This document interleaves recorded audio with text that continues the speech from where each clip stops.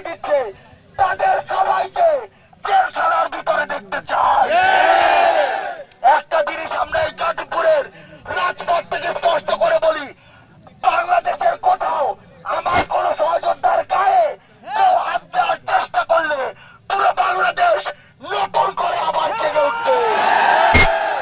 আমরা প্রয়োজনে যেমন ঢাকায় নামতে পারি, আমরা প্রয়োজনে যেমন গাজীপুরে আসতে পারি, আমরা প্রয়োজনে বাংলাদেশের প্রত্যেকটি জেলায় ছড়িয়ে যেতে পারি। আমরা অভ্যুত্থানে দেখিয়েছি এদেশের ছাত্র জনতা সঠিক রাষ্ট্র বিনির্মাণে সামনের দিকে এগিয়ে যাওয়ার জন্য ধৈর্য ধরেছে, কিন্তু ধৈর্যের একটা বাঁধ আছে। এই দেশের প্রশাসন থেকে শুরু করে যারা কাজ করছে তারা যদি আমাদের ধৈর্যের বাঁধ ভেঙে ফেলে তাহলে এই বাংলাদেশে নতুন আরেক আপনাদের দেখতে হবে।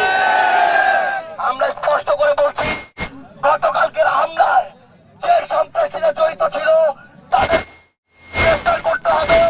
ইতিমধ্যে আমাদেরকে স্বরাষ্ট্র মন্ত্রণালয় থেকে জানানো হয়েছে এখন পর্যন্ত 16 জনকে গ্রেফতার করা হয়েছে এবং ব্যবস্থা সংক্রান্ত সার্বিক বিষয়ে একটি প্রেস ব্রিফিং করবেন।